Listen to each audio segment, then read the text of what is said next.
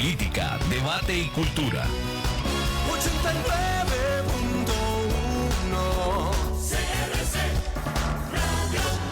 CRC 89.1 Radio y Cadena Radial Costarricense no se hacen responsables por las opiniones emitidas en este programa. Es tiempo de tender la red democrática y mostrar la Costa Rica del futuro hacia la cual debemos caminar. Con ustedes, Jonathan Prendas, aquí por CRC 89.1 Radio. Saludos, ¿qué tal? Muy buenos días tengan todos ustedes y bienvenidos a un nuevo programa de Red Democrática, el programa que sigue dando aportes a la realidad nacional para poder construir la mejor versión de nuestro país, la versión que queremos heredarle a nuestros hijos y a nuestros nietos. Y para eso recuerden que siempre tenemos que sumar, que tenemos que co-crear, que tenemos que ser propositivos, porque con solo señalar no hacemos absolutamente nada. Esa es la finalidad que tiene este programa y por eso invitamos a los mejores expertos, especialistas, técnicos, personas de gran nivel para que nos puedan orientar de qué es lo que está pasando, hacer primero un balance, un diagnóstico y después empezar a tirar luces de por dónde podemos caminar para construir esas soluciones que tanto se necesitan. Esta semana, recuerden, estamos en la serie de programas El impacto de la infraestructura en la economía nacional. Y para eso, hoy tenemos a un invitado de lujo, Roberto Arguedas, es el encargado de la Comisión de Infraestructura de la UCAEP, de la Unión de Cámaras Empresariales, y para este programa, para esta serie de análisis, pues qué mejor que incluir a la génesis y a la arteria principal de la producción nacional, la UCAEP, para saber cómo está afectando, cómo es la realidad y qué se está haciendo para poder incidir en generar buenas y nuevas respuestas. Roberto, bienvenido a Red Democrática, a tu casa a partir de ahora. Estás con el micrófono apagado, Roberto. Sí, señor. Gracias, Jonathan. Y muy buenos días a los estimados oyentes del programa Red Democrática y de 89.1, con el mayor gusto a la orden para abordar esos temas tan importantes, Jonathan, que nos ocupan en este momento en el país. Para UCAEP es un gran gusto poder participar en este foro de opinión en Red Democrática y por supuesto que las mejores alternativas y las mejores propuestas que podamos traducir en este momento. Muchísimas gracias, Roberto, y de eso se trata precisamente, sumar. Y el criterio tuyo es invaluable porque tenés el pulso día a día de lo que ha estado pasando y también de lo que se está haciendo para poder mejorar. Ayer conversábamos en el programa que lo que se está haciendo apenas pone al país a cuentas con las necesidades de hace quizá una década, 8 o 10 años, y hasta ahorita se están terminando los proyectos. Quisiéramos empezar el programa esta vez, Roberto, que hicieras un balance y un análisis de cómo ve la UCAEP la infraestructura del país, quizá empezando por ponerle una calificación del 1 al 10, siendo el 10 perfecta en todos sus extremos y sentidos. Nos parece que la calificación en este momento es deficiente para el Estado, para el gobierno. No creo que supere el 5. Y voy a explicar por qué. Nuestro país es un país eminentemente montañoso. Tenemos un 47% de nuestro territorio es montañoso. Tenemos una población de casi 5.2 millones de habitantes. Tenemos una densidad por kilómetro cuadrado de 102 habitantes. Y de esa población total, Jonathan, tenemos que 2.3 millones de acuerdo a lo que se decía en 1980 y 1.3 en 1960, se ubican principalmente en el gran área metropolitana.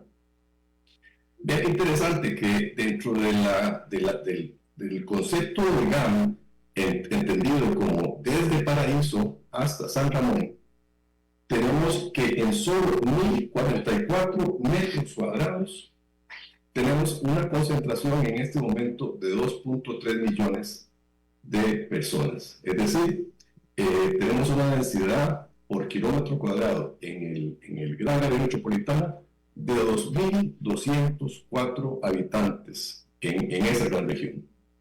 Sí. Eso significa que todas las políticas públicas y todas las orientaciones de orden institucional tienen que irse precisamente canalizando a atender las necesidades que se vayan a gestar en ese sector.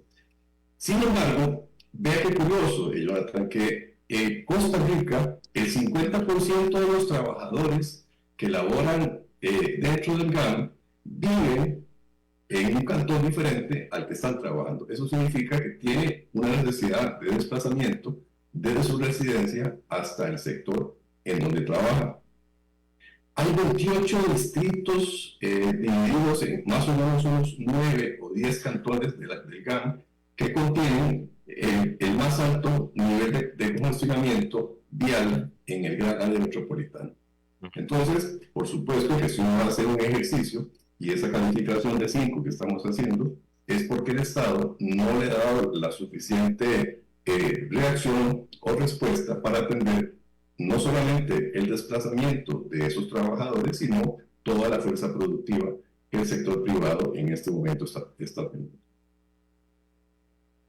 Ese rezago ya lleva décadas, Roberto. ¿Por qué crees que cada vez que se habla de este tema de cómo está la infraestructura, el balance es el mismo, la nota más o menos está en ese promedio de 5 que estás diciendo, y parece que estuviéramos detenidos en el tiempo, no se avanza a la velocidad que se ocupa? ¿Por qué crees que eso sucede? Hay un factor importante que creo que viene desde el año 1990, a finales de los 90, en el gobierno de don Miguel Ángel Rodríguez, cuando se declina la participación activa del Ministerio de Obras Públicas y Transportes, anteriormente llamado Secretaría de Fomento a principios del siglo XX, en donde se determina que la actividad sustantiva de la construcción de obra pública que le correspondía hacer al Ministerio de Obras Públicas se le traslada a los consejos. En todos los consejos se crean todas las estructuras de consejos realizando actividades, y entonces se nace el Consejo Nacional de Vialidad, el Consejo de Transporte Público, el Consejo de Seguridad Vial, y entonces se traduce que el sector privado va a poder atender en un 100% toda la infraestructura o la construcción de infraestructura. A mí me parece que ese modelo generó una serie de inconvenientes, porque históricamente Costa Rica tuvo la capacidad para construir por muchísimos años. Así es. Las grandes obras públicas. Veamos, por ejemplo, que todas las construcciones hechas en la década de los 1930, 1940, que incluso fueron hechas en cemento para las grandes áreas de producción, como era la zona lechera del este del Valle Central, Coronado, Montes de Oca, Goicoechea, la parte norte de Heredia. Toda esa parte fue hecha con fondos públicos y por el Ministerio de Obras Públicas y Transporte o Secretaría de Fomento. Así es que yo creo que ese es un gran rezago que generó una pérdida de las competencias funcionales del Ministerio de Obras Públicas, recargándolo de una manera difusa en los consejos.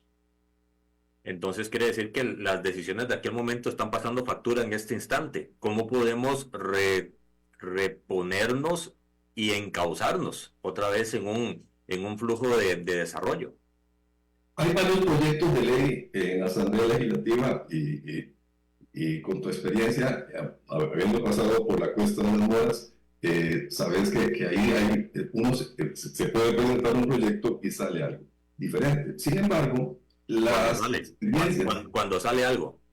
Cuando sale, exactamente. En este momento los proyectos que se están impulsando en la Asamblea Legislativa llevan una identificación para darle no una actividad funcional al Ministerio de Obras Públicas, sino al ministro. Y ahí es en donde yo creo que las cosas están equivocadas. Están quitándole la actividad a los consejos y poniéndole la función estrictamente y la decisión al ministro. Yo creo que hay que balancear esto de manera que los funcionarios de mediano nivel cambien los ministros, cambien los viceministros, cambien el presidente, sean los que sigan la línea funcional del ministerio. En la medida que se le trasladen competencias y responsabilidades a esos funcionarios y no se le den exclusivamente al ministro, creo que el asunto puede caminar.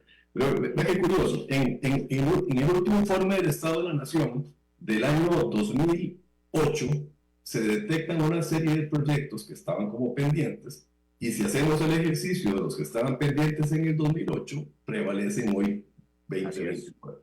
Eso es una barbaridad, que nuestro sistema haya tenido una falencia tan grande que todo apunte a que dentro de 10 años vayamos a decir, hombre, lo que estaba pendiente en el 24 lo estamos repitiendo en el 2028. De hecho, Roberto, hace unos días, por un ejercicio meramente personal, puse una de estas encuestas en X, en la red social, y puse cuál proyecto de infraestructura se va a terminar primero, la vía San Carlos, la vía San Ramón, la ruta 1, o la ruta 32. Pusieron la ruta 32 como la que está más próxima, los que votaron en la encuesta. Y antes de que nosotros saliéramos, ayer lo comentaba con el invitado, nos dijeron que si no habían atrasos, la ruta 32 se termina al 100% en el año 2029. Estamos hablando de un atraso impresionante, y lo que estás diciendo de que en 10 años vamos a estar igual, de todo parece que sí, porque al final de cuentas trasladan recursos del BID de Limonal a la de San Carlos, y ahora dicen que no se puede terminar. Y la ruta 1, la alcaldesa San Ramón nos había dicho la semana pasada, no están las expropiaciones listas. Y la ruta 32 dicen, ahí están viendo, hoy salen las noticias que están viendo a ver cómo se arreglan los diferendos económicos.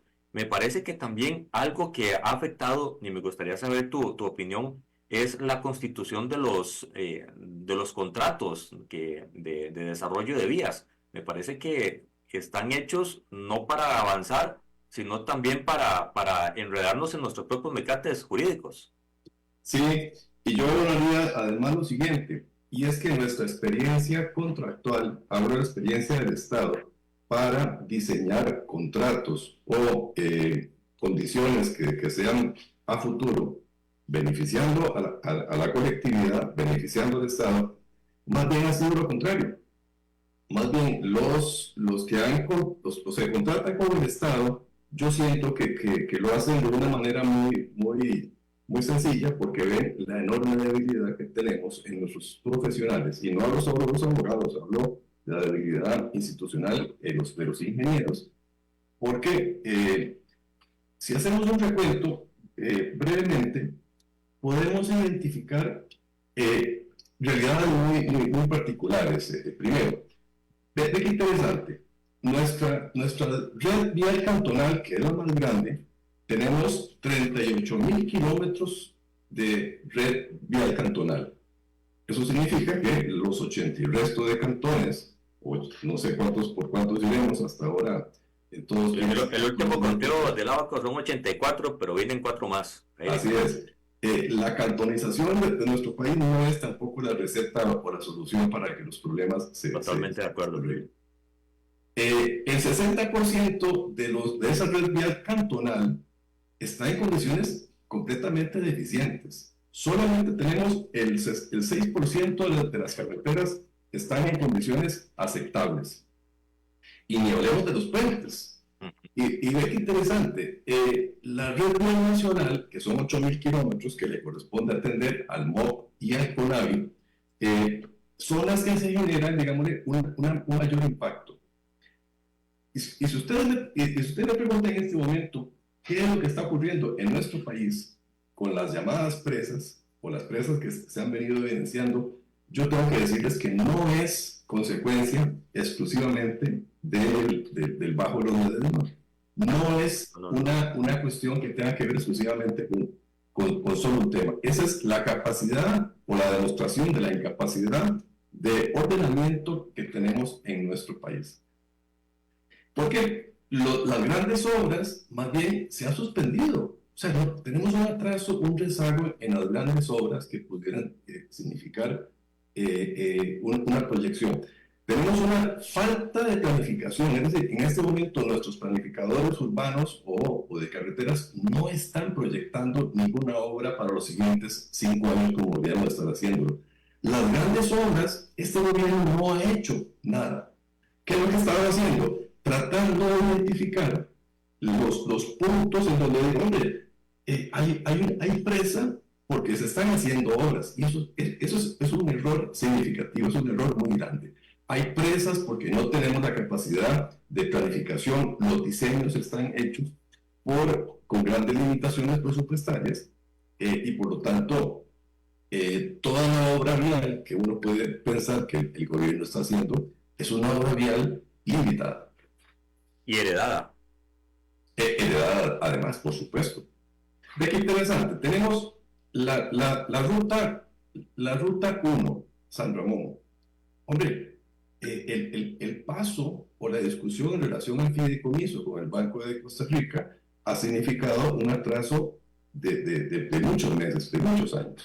Tenemos la ruta 32 con grandísimas limitaciones, con un diseño hecho para tener una circulación de grandes recorridos y de repente plantea como solución la construcción de 14 o 15 rotondas de manera que se va a disminuir el paso rápido.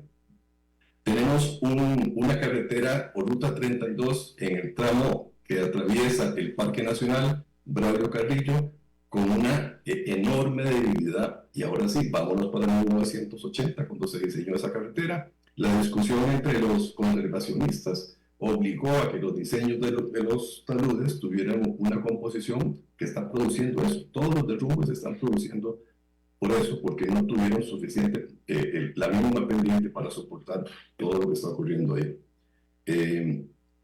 Vea, por ejemplo, que los diseños en Ruta 27. Ruta 27 es el único modelo que ha sido concesionado con alguna, vamos a decir, ventaja para los usuarios. Pero al final de cuentas es una calle que se convierte en solo carril y de vuelta. De hecho, eso no es autopista, eso es una carretera, exactamente. Así es, así es. Y que todavía seguimos pagando, para mal de muchos. Así es. Si uno agarra, por ejemplo, las experiencias positivas, porque hemos tenido experiencias muy positivas, por ejemplo, el tema de la costanera. La costanera es una obra hecha, primero, no hay un solo peaje. Es interesante. No tenemos un peaje desde Orotina hasta llegar a frontera, pasando por toda la zona sur de Costa Rica. Y fue hecha sin concesión, fue hecha con recursos del ministerio, con las contrataciones del ministerio, y ahí está, funcionando perfectamente. Así es que sí tenemos capacidad para atender las cosas. Cuando se le volcó todos los recursos hacia el CONAVI, no solamente se desinfló, por decirlo así, la memoria institucional profesional del MOP, sino que no se le reforzaron en el CONAVI. Entonces, ¿qué pasa? En este momento, el CONAVI tiene un presupuesto exiguo, un presupuesto muy bajo, pese a que hay una recaudación y que hay un impuesto que está fijado para los combustibles y para otras actividades, esa plata tampoco está llegando a CONAVI. Entonces, ¿qué está ocurriendo? Que las grandes obras que el Estado está atendiendo o quiere atender se están trasladando únicamente por la vía del empréstito. Entonces, ve que curioso, que el presupuesto que tiene CONAVI anda en el orden de los $200 millones anuales, y hay obras que si sumamos las obras pendientes en este momento, lo que nos lleva es por ejemplo, le pongo algunos ejemplos. La ejecución de la galera, $4 millones. La ejecución de Atillo, y que estamos viendo en la circunvalación, $8 millones. Circunvalación Norte, que supuestamente la vamos a estar viendo dentro de poco, va avanzando, pero tenemos grandes obras sin ejecutar. Barranca Limonal, hay ciento y resto de millones que estaban financiados y se estima que va a haber un adicional de un 30% en ese costo presupuestado inicialmente. San Carlos, ni hablemos de San Carlos, Jonathan, porque eso yo sentiría que las pedradas van a venir desde el norte con toda razón. Son 320 millones, ¿no? De hecho, ya lo que se hizo hace 20 años ya no sirve, hay que empezar por hacerlo todo de nuevo. Así es, así es. La ruta 1 de San Ramón, 700 millones. La ruta 32, dicen, no lo saben muy bien, que faltan entre 100 o 200 millones de dólares y ahí andan viendo a ver de dónde consiguen esos recursos. La ruta 27 están detenidas las negociaciones. Ayer en los medios de comunicación, el operador de Guardia levantaba la mano para decir, mire, yo quiero participar, déjenme participar. La radial de Belén y Mindora, hay costos que está, por lo menos está a nivel de proyecto, pero aparte de eso, no vemos que este gobierno esté proyectando obras que tengan una solución en el mediano plazo. Estamos pensando solamente en el Bajo Los Ledesma. Y Roberto, y no solo se piensa en el Bajo Los Ledesma, sino que se piensa de manera equivocada, porque hasta sale el ministro diciendo que él no se dio cuenta que iban a cerrar totalmente. No sé cómo querían hacer el puente nuevo si no se cerraba totalmente el paso. Pero ¿qué tipo de obras se podrían y se deberían de estar pensando en este momento, la planificación a 5 años, pensando en el sector productivo que necesita llegar rápido a puerto, rápido a aeropuerto, rápido a frontera, rápido a todos los puntos de generación de riqueza, que es lo que hay que promover para poder tener trabajo? Por supuesto que no es los principales puertos de exportación, Caldera, APN, Limón, los aeropuertos que están cumpliendo una función, aunque sea residual, principalmente Aeropuerto Juan Santa María y Liberia, teniendo concentrada la producción en este momento, vamos a identificar que nuestras exportaciones se han concentrado fundamentalmente en productos agrícolas. Entonces, esa exportación la tenemos medianamente controlada desde el puerto. El problema es llevar los contenedores hasta el puerto. Entonces, ¿qué es lo que uno esperaría? Que el gobierno esté trabajando en la solución o propuesta para el desarrollo de un tren. Había unos planes muy interesantes, pero únicamente son presupuestos para llevar los contenedores desde los puntos de producción hasta el Limón, por ejemplo.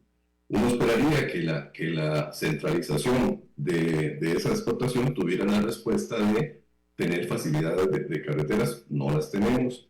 El Caldera es una bomba de tiempo en este momento. Sí. Tenemos una gran debilidad en este momento con todo lo que tenga que ver con las exportaciones que se están haciendo ahí.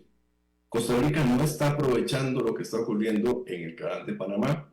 El Canal de Panamá en este momento, los niveles de agua están, como han caído tanto, han obligado a que los grandes barcos no puedan atravesar desde el Pacífico al Atlántico, obligándolos a hacer un cruce hasta el sur, hasta Tierra del Fuego, al sur-sur, para poder llegar hasta el Pacífico o viceversa, pudiendo Costa Rica facilitar el trasiego de contenedores del Pacífico al Caribe, y no estamos pensando en esas cosas. El sistema, la Unión de Cámaras está muy preocupada por la inacción que se está presentando por parte del Ejecutivo, porque no están atendiendo los grandes requerimientos. Está olvidándose que el sector productivo privado es el que genera los impuestos, es el que paga los impuestos de manera que los funcionarios públicos puedan recibir mes a mes su salario. Está olvidando que nuestro Producto Interno Bruto está financiado exclusivamente por la actividad privada. Así es que no ve uno que la reacción del Estado sea una reacción modulada, una reacción unificada, son pasos aislados. Rescatamos algo importante, Jonathan, y es que el Ministerio de Planificación está ingresando con alguna propiedad para proyectar los gastos, por lo menos iniciales, en los próximos 2 o 3 años, con alguna propiedad, porque le está diciendo a los jerarcas, vea, usted va a gastar, pero gásteme lo que tenga, gásteme en condiciones objetivas. Rescato de ver la posición del Ministerio de Planificación en ese sentido, que se ha estado ayudando por muchos años de el sometimiento del resto de los ministerios. De hecho, sí, Roberto, y sale esa intención del Ministerio de Planificación de 2 proyectos de ley que en la anterior Asamblea Legislativa se pusieron sobre el tapete, liderados en una parte por la Contraloría y en otra por algunos diputados que estuvimos en esa área. Y la idea era precisamente que se usara la plata de manera estricta y objetiva en función de proyectos y no en machotes presupuestarios anuales que al final de cuentas no generaban ningún tipo de inversión ni de desarrollo. Esa línea por lo menos sí se está generando, como bien lo decís, pero todavía quedan puntos muy sueltos en el entramado público que parece no tener una conexión, como bien lo decías, con el sistema productivo. Entonces, lo que se nota es que el eje y el ecosistema productivo está tratando de hacer todo lo posible por sostenerse, pero no hay una empatía, llamémoslo así, de parte de la institucionalidad pública para poder facilitar el desarrollo y así generar mayor ingreso hasta de tributos, que es lo que a Hacienda le debería de interesar, inyectar y promover para poder recuperar.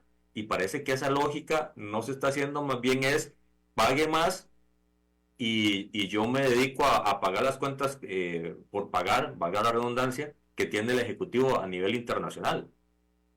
Sí, y conforme vayamos a pedir más dinero para soportar los proyectos, pues por supuesto que estamos endeudando a nuestros hijos, a nuestros nietos o bisnietos, porque esta carga excesiva del crédito que estás manejando el sector público es muy grande. Hay un ejemplo que quería apuntar de la labor que, en opinión de UCAE, significó un gran elemento de importancia, es que recientemente nuestro representante ante la Junta Directiva de CETAC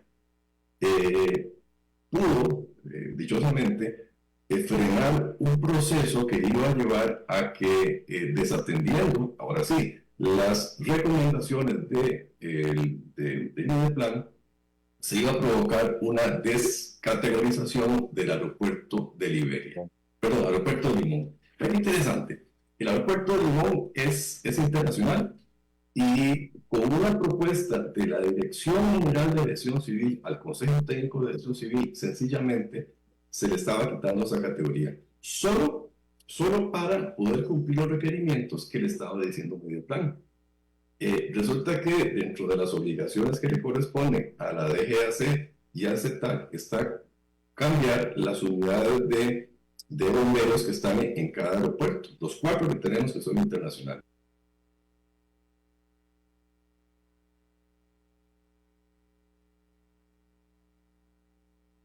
Cuando Aviación Civil le propuso a Mideplan la compra del equipo, Mideplan le dijo, no le puedo autorizar la compra del equipo para Limón porque Limón no existe.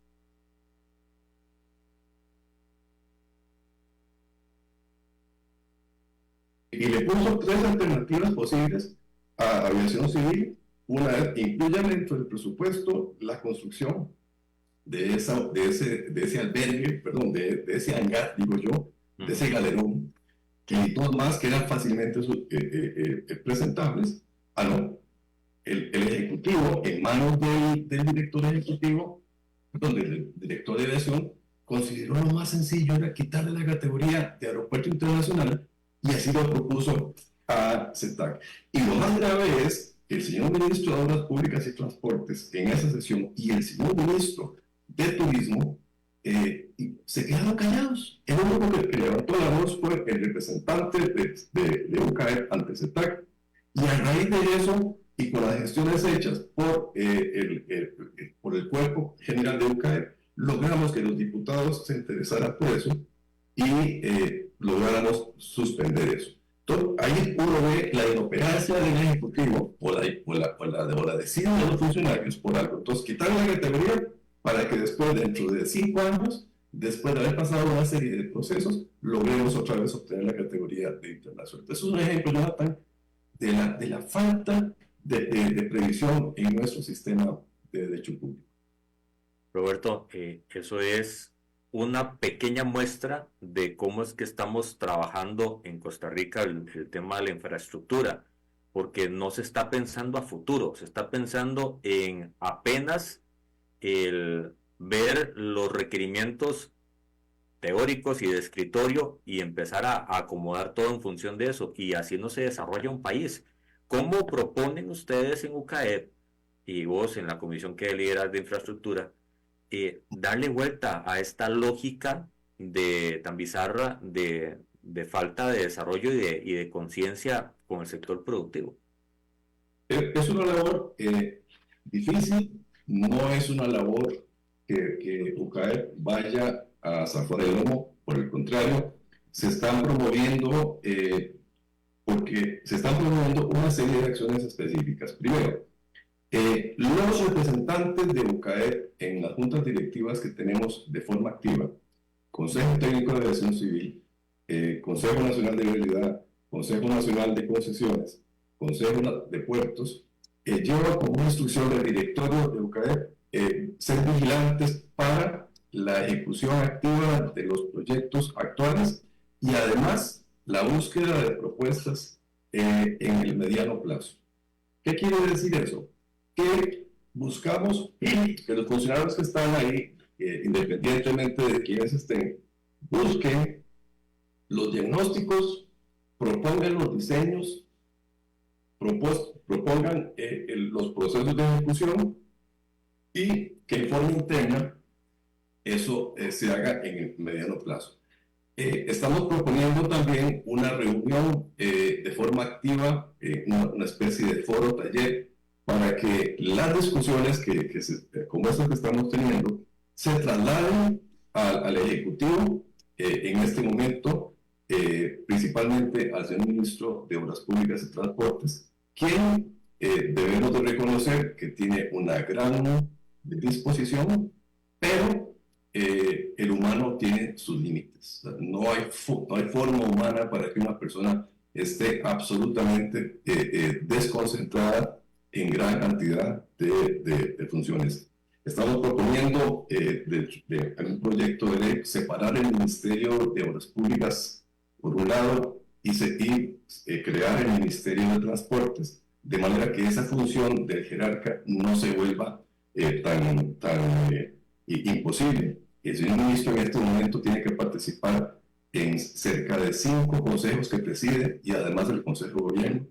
Debe atender la prensa, debe atender sus superiores, debe firmar documentos. No hay forma posible de que una persona pueda hacer su trabajo bien. Tiene que delegar. Y la delegación se tiene que hacer por la vía legal, correcta. Entonces, en resumen, propuestas de ley impulsadas a través de los señores diputados. 2, la propuesta para que se haga una encerrona entre el sector público y el sector privado de forma activa. Y 3, que se activen los canales actuales y que se definan, muy importante definir la participación del Consejo Nacional de Concesiones, que ahorita podemos hablar de eso. Aprovechemos de una vez, ¿cuáles serían esas funciones? El Consejo de Concesiones es una figura que ha estado, primero, es una copia del modelo chileno. Entonces, cuando se trajo como modelo, pues significó una gran realidad. Si uno ve cuáles han sido los proyectos que se han desarrollado a través del CNC, podemos utilizar una sola mano y nos van a sobrar dedos. El aeropuerto de Santa María no es un contrato que tiene las características de concesión, sino es un contrato de gestión interesada, pues, que viene de una interpretación de la ley de contratación pública anterior. Si no tenemos una propuesta común o una propuesta de desarrollo, el Consejo de Concesiones se vuelve una institución que no tiene sentido. Incluso, ve qué interesante, el Consejo de Concesiones ha estado acéfalo de activación del órgano por una o otras circunstancias, han habido renuncias, no se ha completado el quórum, y no ha pasado nada, no ha pasado nada. Han desfilado directores ejecutivos en el Consejo de Concesiones, no tienen presupuesto, no tienen personal. Hay una sola persona que se encarga de revisar todos los grandes proyectos que se le presentan. El director ejecutivo prácticamente abre la puerta, limpia la mesa, atiende a los directores. O sea, no podemos pensar en un modelo como ese si no se le dan herramientas, si no se le definen muy bien las estructuras funcionales. Porque al final de cuentas, lo que ocurre con el modelo de desarrollo de las concesiones, paradójicamente, se presenta en la prensa. La prensa sabe muchas veces antes lo que el propio Consejo de Concesiones va a revisar. Y digo la prensa, ¿por qué? Porque voy a usar una palabra respetuosamente para el ministro, cuando hay ocurrencias de modelos o propuestas técnicas, posiblemente en una conferencia de prensa lo divulgan. Y entonces a raíz de eso empieza a generarse opinión pública en relación a esa necesidad técnica, sin que haya pasado por el Consejo de Concesiones. ¿Cuál es el modelo ideal a futuro cercano para desarrollar el país? Hemos estado en licitaciones, concesiones, hemos estado en infinidad de modelos, están alianzas público y privadas de por medio. ¿Cuál es la mejor herramienta para poder desarrollar al país en este instante con lo que tenemos? Definitivamente el Estado no puede ingresar 100% a la construcción como lo hizo, y tal como lo dije antes, a principios del siglo XX. Los primeros 40, 50 años fueron obra hecha por el gobierno. La empresa privada debe participar activamente en la solución y el Estado debe de fortalecer los procesos de la identificación de los proyectos que se necesitan, o al mismo tiempo no ponerle trabas a aquellos proyectos que el sector privado identifique, y después que robustezca o que se busque alguna forma robusta para que los sistemas de control a cargo del Estado de la función privada sean correctamente hechos. Ni el Consejo de Concesiones en este momento, ni las instituciones que puedan favorecer la presentación de proyectos están capacitados para llegar a eso. Y es que nosotros hemos pensado, o digamos, la opinión pública en general se ha concentrado en que la gran necesidad de obra pública está en el Ministerio de Obras Públicas y Transportes, y no. Tenemos una necesidad activa en hospitales, EBAIS, escuelas, colegios, en donde las instituciones han entrado con un recelo muy grande. Entonces creemos que por ahí puede darse una participación activa privada, un fortalecimiento de los controles del Ejecutivo. ¿Pero lo ves viable a corto plazo? No lo veo viable porque lamentablemente dependemos de reformas legales. Y al depender de reformas legales, lo sabes muy bien, las propuestas que no salen en los primeros 2 años de gobierno no van a salir. Y entonces, con ese panorama de que lo ideal es ese camino, pero hay una muralla que impide transcurrir por esa vía, tenemos lo que hay hasta ahora y cuál es el futuro que se le viene al país. ¿Cuál ves, sin tener una bola de cristal enfrente, los réditos que pueda tener el país y el sector productivo con las herramientas que tenemos. Muy limitadas, me parece, Jonathan, muy limitadas, porque si no hemos terminado, por las razones que fueran, de orden político, técnico, presupuestario, lo que se planificó hace muchos años, no vamos a poder emprender la atención de los proyectos que se necesitan para los siguientes 5 años. Costa Rica le ha faltado el cumplimiento de los planes anuales, no tanto los planes anuales operativos de cada institución, sino el engranaje de todo el aparato de hacia dónde va el rumbo de este país. Y como eso es algo tan complejo, el presidente de la República se llenó la boca diciendo, respetuosamente en campaña, que él se iba a comer la bronca de la solución. Y no, el presidente no ha tenido la capacidad de articular la visión suficiente para poner a todo su equipo a trabajar de forma armoniosa. Y ya le está cogiendo tarde. En año y medio entramos a año electoral, la Asamblea Legislativa se convierte en las jefaturas de campaña de los partidos políticos y el control político que ejercen los diputados en este momento en una condición completamente minoritaria de los diputados del gobierno, no favorecen las gestiones. Ahora, hay cosas que se pueden rescatar y que se deben de rescatar, y es hacer una cirugía fuerte a nivel de los recursos con los que puede contar el gobierno, o vamos a decir CONAVI. Ve qué interesante, la recaudación que tiene por concepto de impuestos, en este momento, los ingresos ordinarios que tiene el CONAVI provienen del impuesto a los combustibles y la propiedad de los vehículos. Por eso significaba una afrenta presupuestaria, en opinión de don Nogui Acosta, lo que se presentó con la disminución del impuesto al marchamo. En realidad no era del marchamo, sino al impuesto a la propiedad que compone parte del marchamo. De los 1.000 millones que se recaudan, solamente llegan 450 millones a los programas que indican de forma legal. El resto del dinero, Jonathan y estimados oyentes, el resto del dinero, ¿a dónde llega? A la caja única del Estado. Y por llegar ahí, tenemos necesidades que tenemos que enfrentar, y por supuesto es plata barata, es plata constante, y no hay que buscar endeudamiento para esos recursos.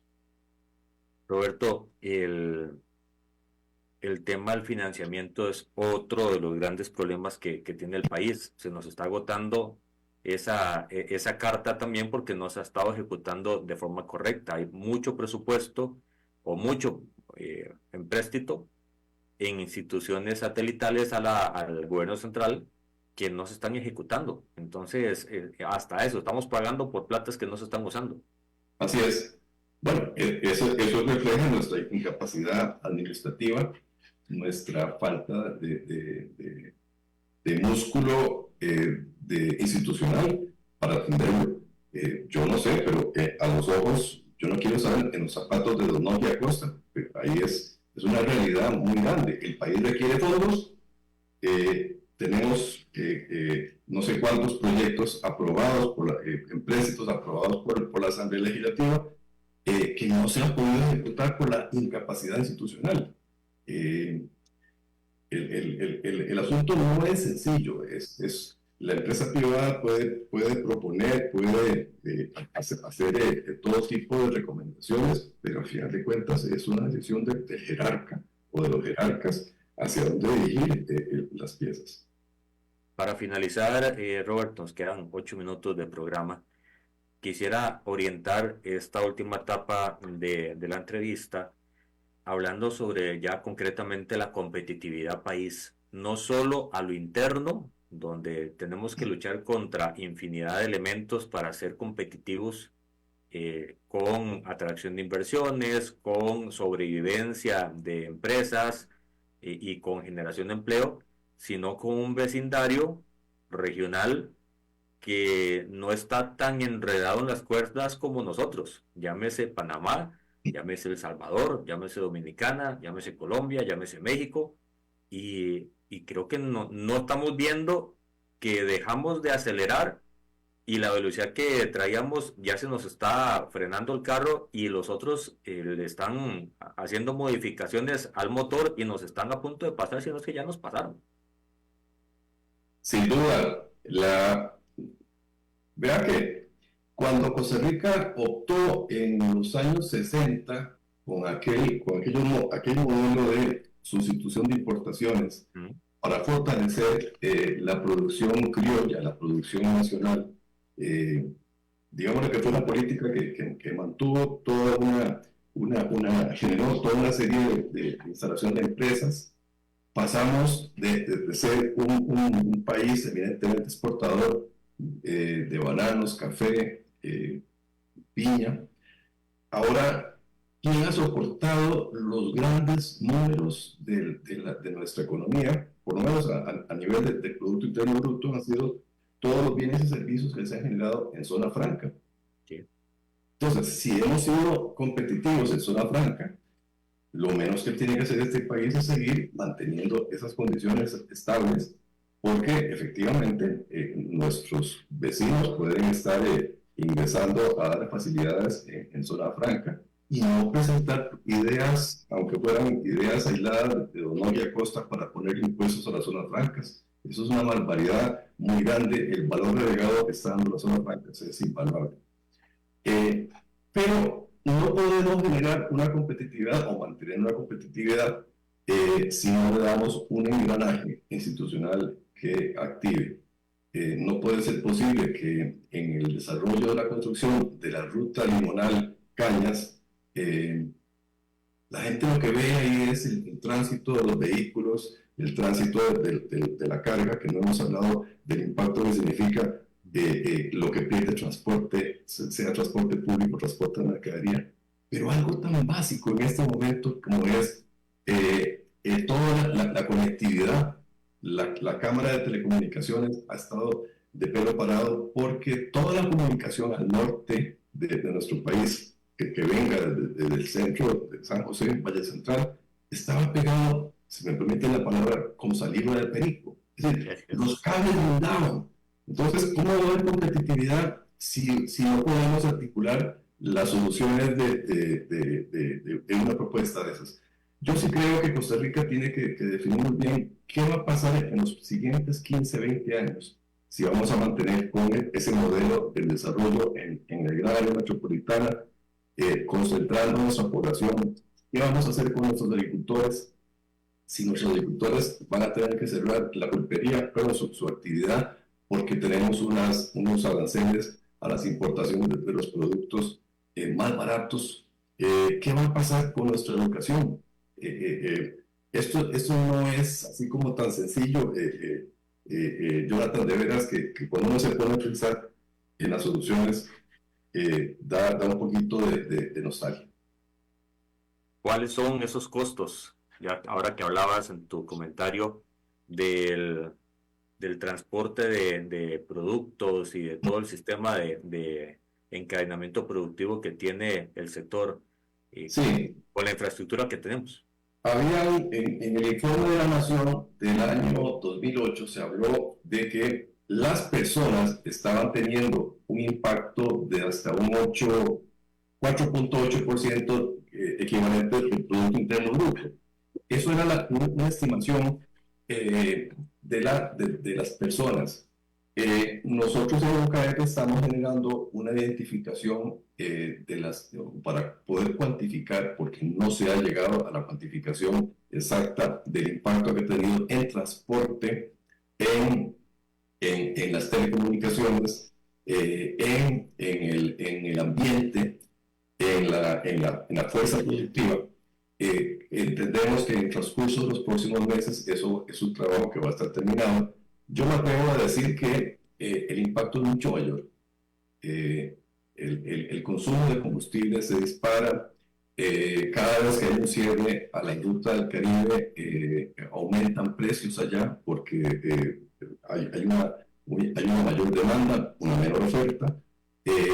Los turistas, si no hemos hablado de turismo, se ven afectados porque tienen que caminar para poder llegar a su aeropuerto.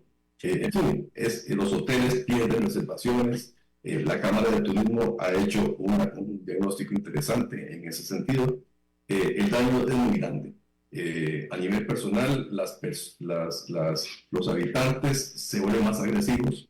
El otro día leía un estudio del Colegio de Psicólogos que hablaba de la incidencia del aumento de la violencia de las personas en las presas, que ha llegado hasta los homicidios. Los efectos son muy grandes.